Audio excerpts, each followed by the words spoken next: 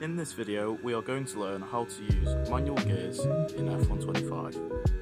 So we're first going to start off with talking about why you're losing time using automatic gears then. So when you use manual gears, the driver has full control over what gear they need to be in, what they think is the fastest route out of the corner, what gear that requirement is going to need. When using the automatic gears, it's always going to limit you to using a certain set gear for each corner. Now, if you watch esports videos, John O'Watmere, drives as fast as that, you'll see they always have a recognised gear that they'll use as a corner pretty much every single time, unless you're in a race situation where you need to save the tyres. But other than that, they'll mainly use the same gear, and that is where they think they will benefit the most time using that gear. So, when using the manual gears, you can then select what gear you want to use at what corner and at what time. Also, using the automatic gears, it keeps you bogged down, shall we say, when using a lower gear, for example, say out that corner I've just been out of. Sometimes it'll push you into gear 1, and that'll keep you revving the engine, and it'll get you to your max RPM before shifting, where that's always going to be losing your time constantly when exiting corners. So we're going to try and stop that from happening by using the manual gear option. Okay, so let's start off by talking about choosing the correct gear for what corner and the benefits of using that lower gear or using the higher gear to help you get the maximum grip when heading out a corner.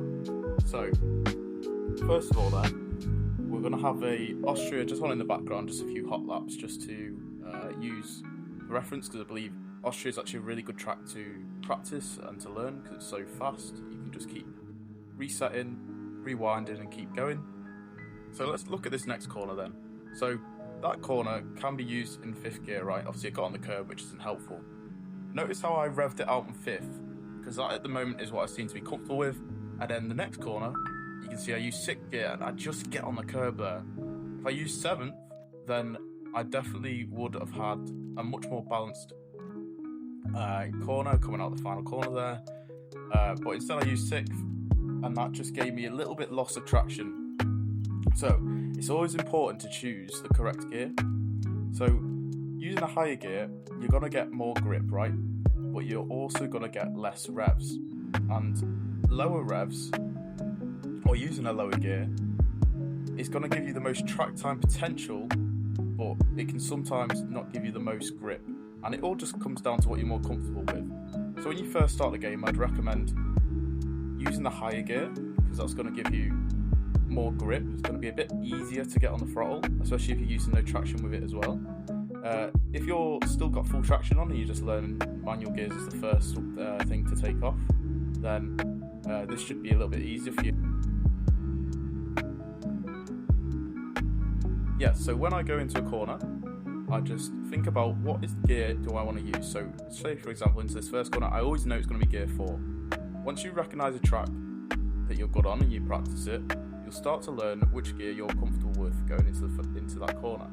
So obviously for this next corner, I'm always going to use gear 2, because that gives me the most traction, and also it's something I remember every single time. So yeah, I use gear 2, and basically what we're going to talk about next is the tips on how to build that muscle memory and how to know which gear you're going to go into before you head into that corner.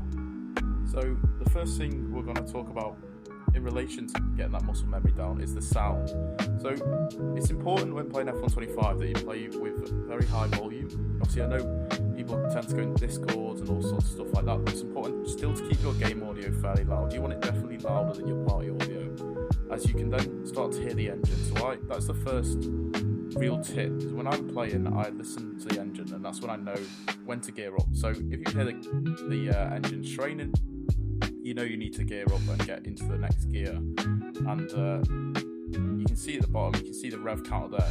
The rev counter, when it's full purple lights, that's when you know you need to go to the next gear, and it'll start blinkering.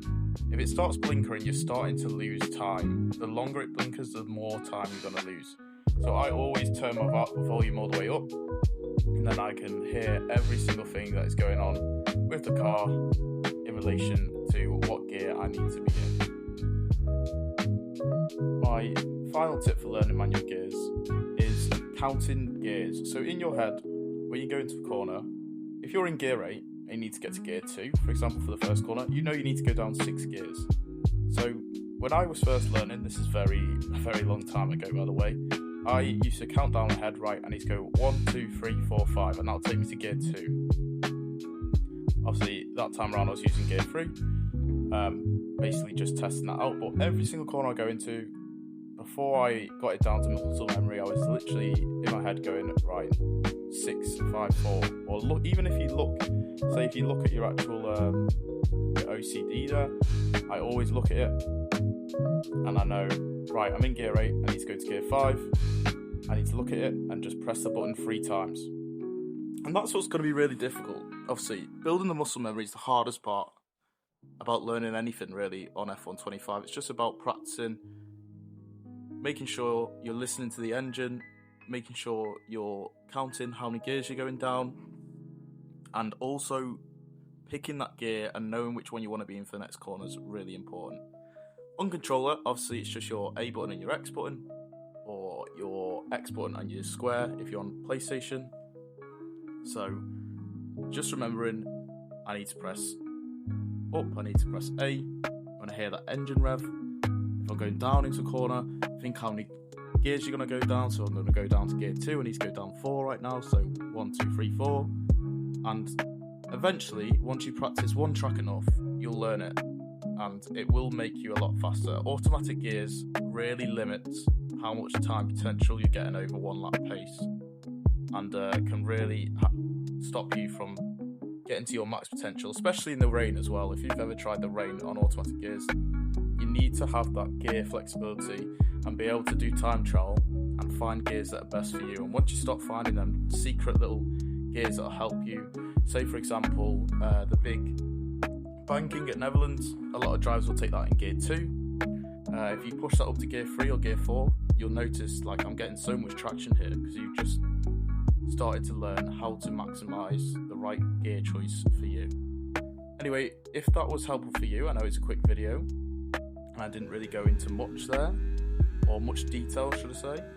I can make a longer video in the future, but hopefully that will just help the new players that are wanting to learn manual gears on F125. If you found this video helpful, please comment below and comment anything that you want to see in the future. I'm going to try and make the videos a bit more of a higher quality and a bit longer, but for now it's just simple tips. Thank you for watching, and I'll catch you in the next video.